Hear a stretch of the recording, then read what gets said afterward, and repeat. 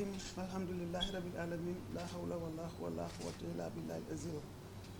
May God bless me in supporting His Excellency President Adama Barrow to move this country forward. I, Dr. Isatou Touray, having been appointed as Vice President of the Republic of the Gambia, do swear that I will be faithful and bear true allegiance to the Republic of the Gambia according to law. So help me God.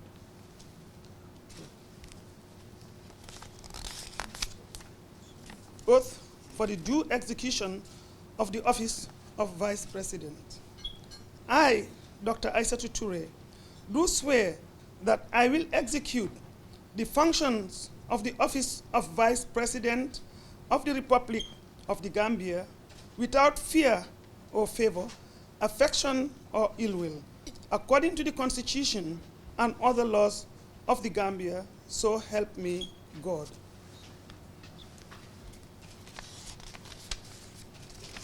Oath of secrecy. I, Dr. Isatou Touray, having been appointed as Vice President of the Republic of the Gambia, do swear that I will not directly or indirectly reveal such matters as may be committed to my secrecy. So help me God.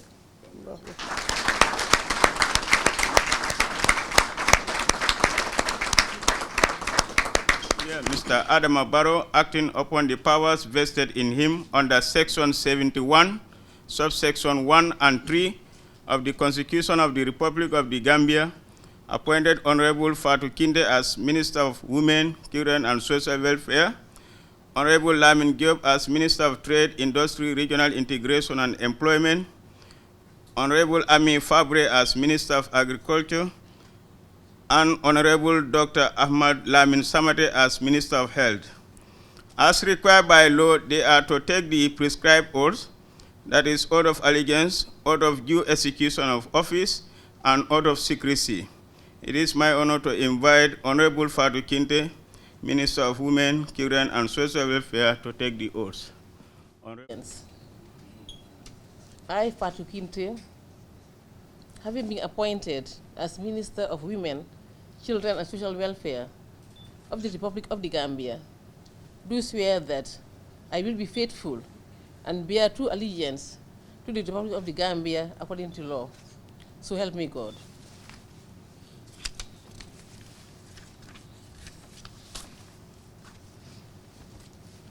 Oath for the due execution of the office of Minister of Women, Children and Social Welfare. I, Fatou Kinte, do swear that I will execute the functions of the Office of the Minister of Women, Children and Social Welfare of the Republic of the Gambia without fear or favor, affection or ill will, according to the Constitution and other laws of the Gambia. Do help me God. So help me God.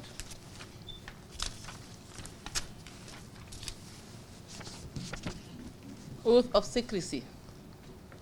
I, Fatou Kinte, having been appointed as Minister of Women, Children and Social Welfare of the Republic of the Gambia, do swear that I will not directly or indirectly reveal such matters as may be committed to my secrecy. So help me God.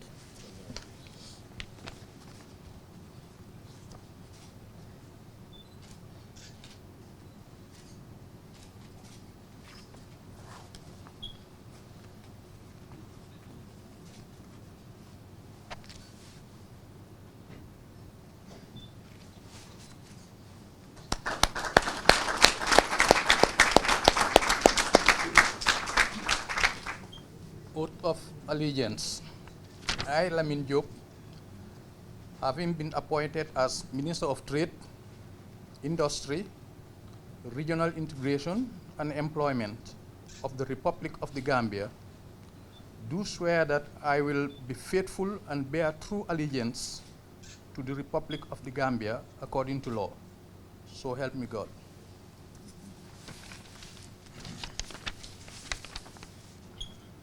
Oath for the due execution of the Office of Minister of Trade, Industry, Regional Integration and Employment.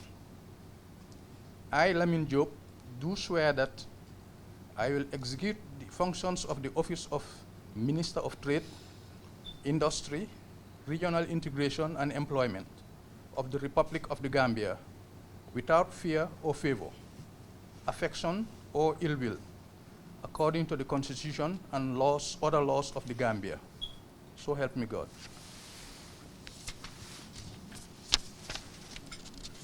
Oath of secrecy.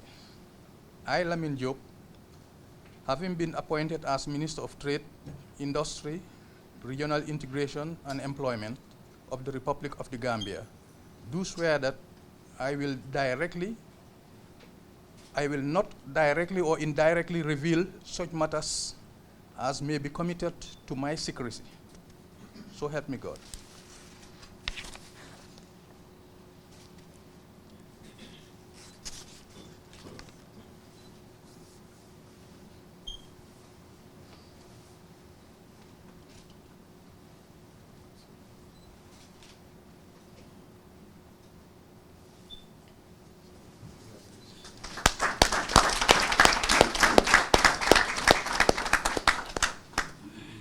Allegiance.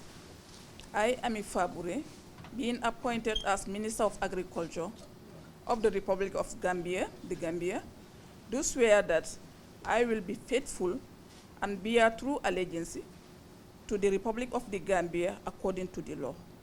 So help me God. Oath for the true due execution of the Office of Minister of Agriculture. I, Ami Fabure, do swear that I will execute the functions of the Office of the Minister of Agriculture of the Republic of the Gambia without fear or favor, affection or ill will, according to the Constitution and other laws of the Gambia. So help me God.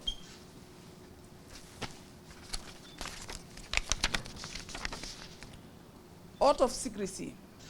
I, Ami Fabure, have been appointed as Minister of Agriculture of the Republic of the Gambia, do swear that I will not directly or indirectly reveal such matters as may be committed to my secrecy. So help me God.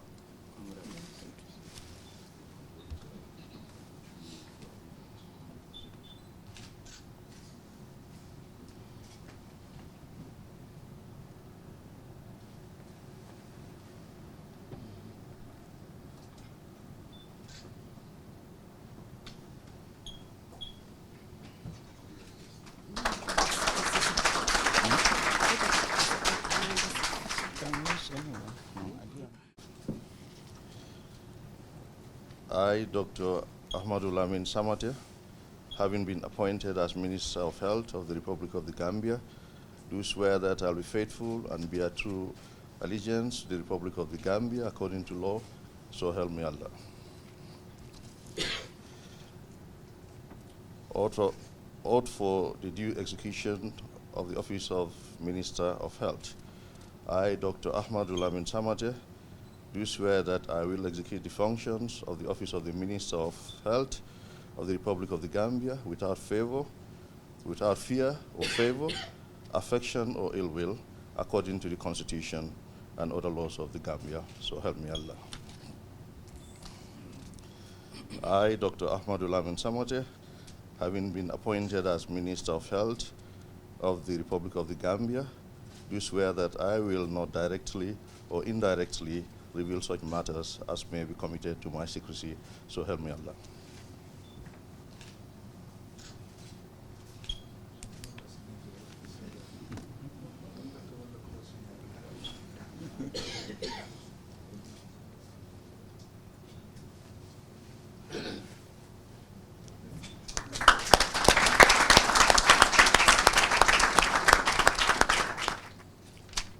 Oath of Allegiance. I, Sekou Kausu Gassama, having been appointed as Permanent Secretary, do swear that I will be faithful and bear true allegiance to the Republic of the Gambia according to law. So help me God.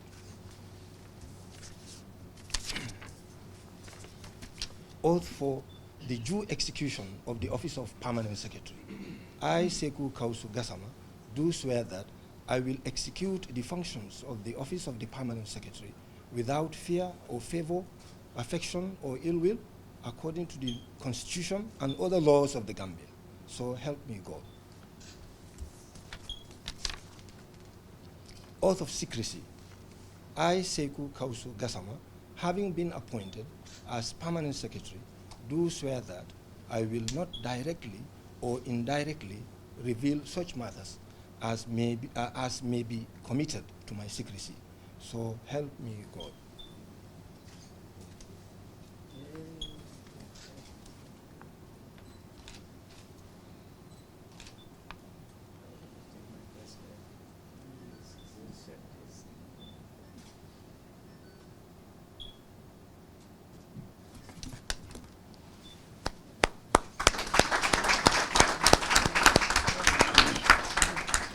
Oath of allegiance.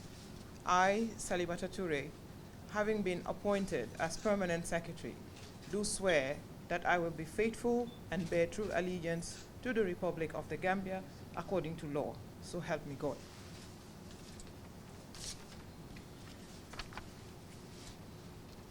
Oath for the due execution of the office of Permanent Secretary. I, Salimata Touray, do swear that I will execute the functions of the office of Permanent Secretary without fear or favor, affection or ill will, according to the Constitution and other laws of the Gambia. So help me God.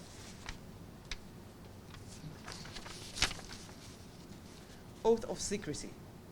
I, Salimata Touray, having been appointed as Permanent Secretary, do swear that I will not directly or indirectly reveal such matters as may be committed to my secrecy. So help me God.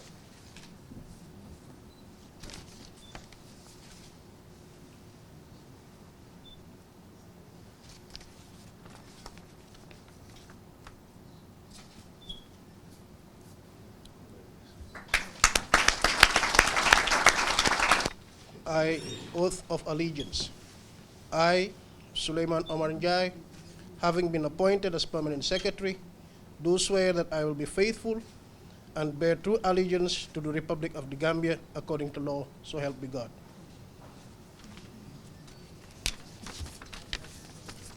Oath for the due execution of the office of Permanent Secretary. I, Suleiman Omar Njai, do swear that I will execute the functions of the office of Permanent Secretary without fear or favor, affection or ill will, according to the Constitution and other laws of the Gambia, so help me God.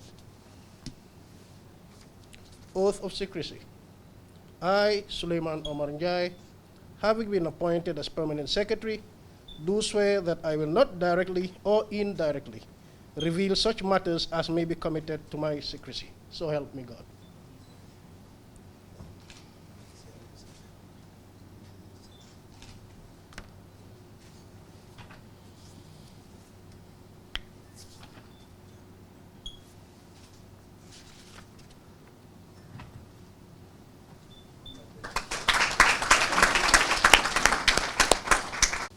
Oath of allegiance. I, Mod Seka, having been appointed as Permanent Secretary, do swear that I will be faithful and bear true allegiance to the Republic of the Gambia according to law. So help me God.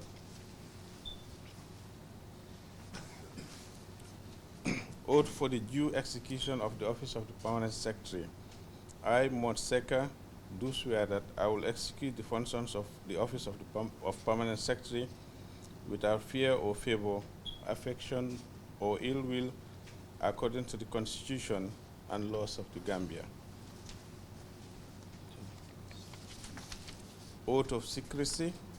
I, Mod Seka, having been appointed as Permanent Secretary, do swear that I will not directly or indirectly reveal such matters as may be committed to my secrecy.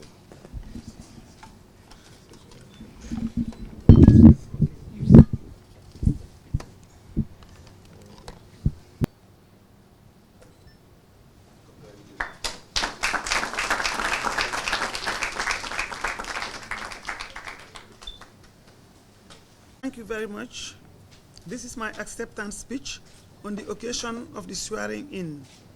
of Dr. Isatou Touray as the Vice President of the Republic of the Gambia, Your Excellency, President Adama Barrow, the Speaker of the National Assembly, the Secretary General and Head of the Civil Service, my colleague ministers, senior government officials present here today, the diaspora, venerable citizens, the media fraternity, members of the public, with all other protocols respectfully observed. I would like to take this opportunity to thank His Excellency, President Adama Barrow, for giving me the opportunity to serve as his Vice President and by extension to the people of the Gambia. It is just 2.5 years since the Third Republic was ushered in, led by His Excellency Adama Barrow, after 22 years of brutal dictatorship. Your emergence as the liberator, supported by coalition leaders, youth, women, men, private citizens and individuals, has shown the will of all those concerned that you are the chosen leader of all the people to effect the change that was direly needed to move our beloved country, the Gambia. This new democracy under your leadership is a true reflection of the trust, hope, and fulfillment of the people's desire for change. A change that every Gambian is an architect, for which you are also fulfilling your promises to the people of the Gambia. I have seen a Gambia returning to the lost glory of the First Republic, where people go about their businesses, work, and engagements without fear of arrest or act of impunity, where the freedom of the press and expression has taken a center stage with diverse news and opinions, expressed citizens' participation and engagement is the order of the day. With your open door policy of tolerance, respect for human rights, which are the hallmarks of democracy and good governance. Despite the challenges you have inherited from the former dictatorship, you are resolved to engage constructively and always encouraging your cabinet members to be patient and respect the rule of law and apply due diligence. In addition, the changes for the betterment of the Gambia that are unfolding across the whole country is phenomenal, and I appreciate this as a cabinet minister and a human rights activist. The Gambia's moment has come for strategic changes and direction which Your Excellency has led and focused on.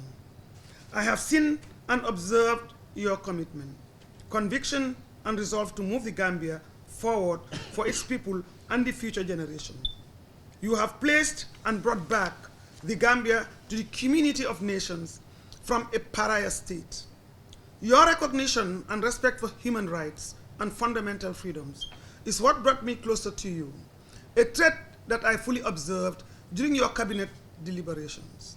Therefore, Your Excellency, I wholeheartedly accept with humility and lend my unflinching loyalty to you as your Vice President, and I am committed to support and advance your reform agenda as well as promote and deliver on the National Development Plan 2018 to 2021, including national policies and programs, as well as aligning with the global development discourses such as the Sustainable Development Goals, etc.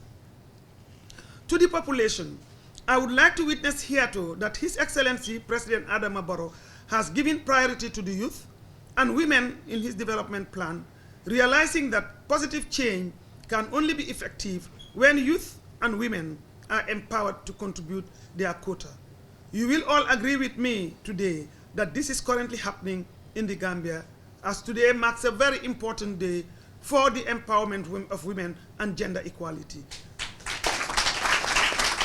The diaspora is a key partner to this new Gambia, and His Excellency Adama Barrow has recognized the role of the diaspora. The pace of our development may appear slow, but it is on the right direction, given that we inherited a very challenging situation, resulting in our concerted efforts to effect the change. The steps and directions His Excellency is taking is slow but sure. I therefore urge us to be patient be focused to allow this government respond to the daunting challenges we have inherited. We must all rise to defend and protect this change for our collective interest as a country. It is the collective interest that the individual interest can be actualized. By this I mean, let us support President Adama Barrow to deliver the promises made for our people. The coalition-led government must not forget the unity of purpose and direction we had during those trying moments of the struggle which Adama Barrow led. We owe it to our children, ourselves, and the future to support His Excellency Adama Barrow, who was chosen to lead our beloved country to succeed in the reform agenda. I wish to express appreciation to all the well-wishers, both at home and abroad, and to my family, especially my dear husband. I once again confirm my acceptance of the position of Vice President to serve you and my people to the best of my ability. I urge our development partners to support the country financially, economically, and technically to enable us nurture the fledgling democracy that Gambia is currently nurturing to higher heights. May Allah guide me in rendering this responsibility to the nation. Remember, the whole world is watching, admiring our efforts in effecting a non-violent change from a deep-rooted dictatorship to a democracy. I therefore urge the population at large to protect this change and the government to build the institutions to restore confidence, respect, and dignity to our beloved country. Thank you very much. Your Excellency, the Vice President, Honorable Cabinet Ministers, Secretary General and Head of the Civil Service, Secretary to Cabinet, ladies and gentlemen, members of the media fraternity, let me endorse and reiterate the Secretary to Cabinet's welcome remarks by thanking you all for attending this swearing-in ceremony. For the Vice President, Cabinet Ministers and Permanent Secretaries who have just been sworn in, I congratulate you heartily on your appointments, and I thank you for accepting to serve in my government.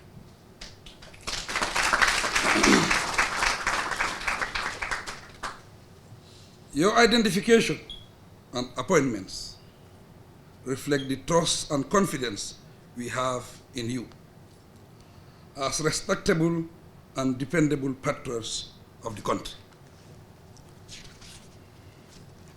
Therefore, let me emphasize that your nominations were not based on any personal or special relationship I have with you, but on relevant and specific criteria devised in the best interests of the country.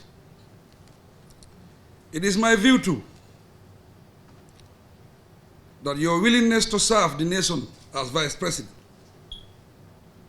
government ministers and permanent secretaries indicate that you understand and appreciate the responsibilities and expectations attached to occupying such positions within the context of a democratic government in a democratic state.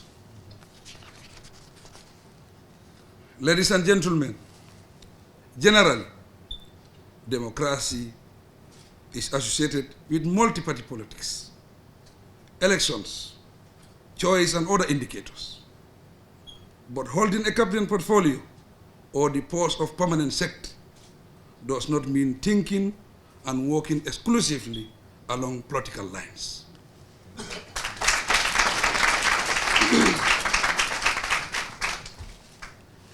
The duties and responsibilities associated with your office oblige you to remember that you are head of government ministries and technical experts, respectively, operating within a civil service structure.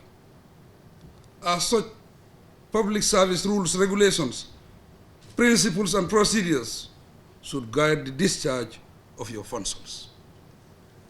Your position also requires you to suppress your personal wishes and ambition, and put more weight on government agenda, as this reflects the will, hopes, and aspirations of the people you are meant to serve. I must stress that being a cabinet minister or a permanent secretary goes with expectations set by the people themselves, and they look forward to their fulfillment. This means that the greater good has to prevail over personal, ethnic, religious, political, or sectional interests. It goes without doubt that at the core of government leadership is cabinet. Cabinet represents and portrays the nation as a family. As a result, political differences must not corrupt, undermine, or divide those of us privileged with cabinet assignments.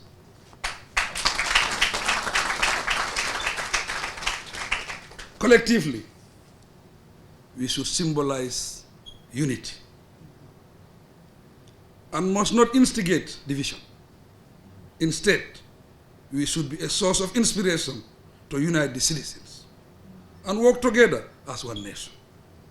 To achieve this, what we say and do should be consistent in both our public and private lives.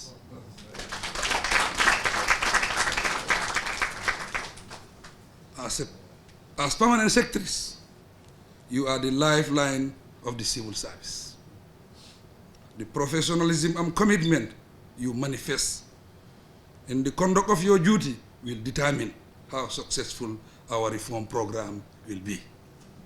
Ladies and gentlemen, it is obvious that all citizens are entitled to their views and ambitions, including the desire to lead.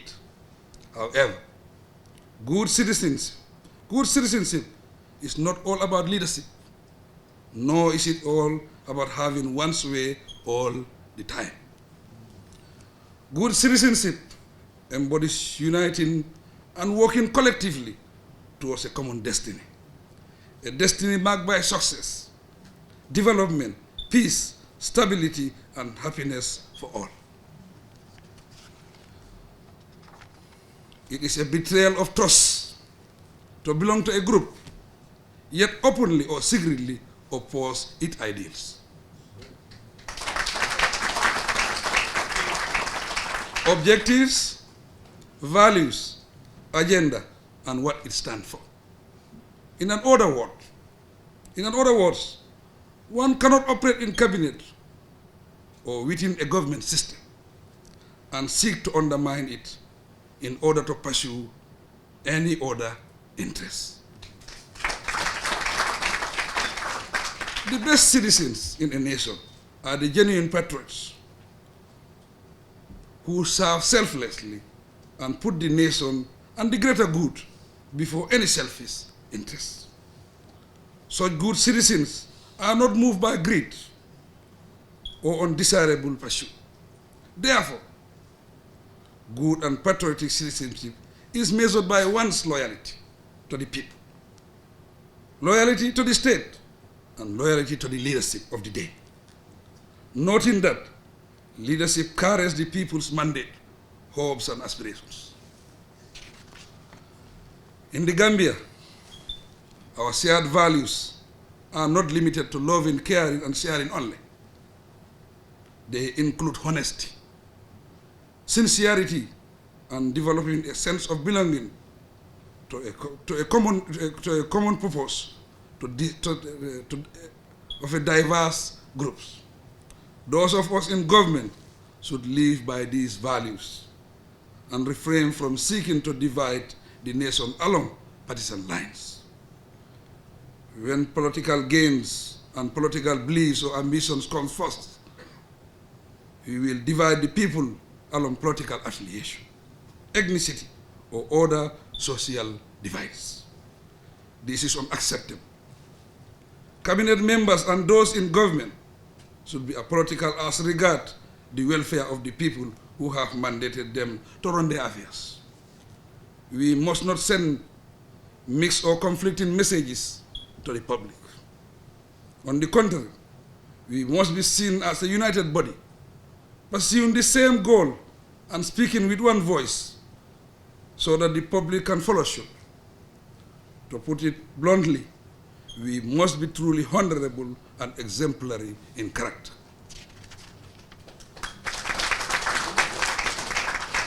Ladies and gentlemen, accepting a ministerial position or any other public service assignment carries many implications. These include supporting the government's agenda, willingness to comply with government norms and principles, displaying due respect for public office and public institutions, loyalty to the leadership, and dedication to country and duty. As Vice President, ministers, and permanent secretaries, you are expected to provide administrative professionalism guidance while being guided by ethical norms and sound professional values. Our National Development Plan 2018-2021 highlights the enormous national tax at hand, given that the nation is bigger than any individual citizen. For all public servants and patriotic citizens, national challenges and priorities must come first. Let us strive to serve the people well, to unite them for national development, and attend to their welfare in their best interests. Let us remember that in serving the people, we are serving God, the Almighty. Ladies and gentlemen, as leaders, we ought to be considerate and compassionate, but we must be realistic and firm in ensuring that justice is done in the interest of the nation. It is this principle that has given rise to the cabinet reshuffle, resulting to the new appointments that have just been confirmed. The lesson is that sometimes difficult decisions have to be taken to set things right. This is necessary occasionally to establish order in our governance system. I wish you success during your tenure of office and implore you to work as members of a family unit within the wider community. I thank you for your kind attention.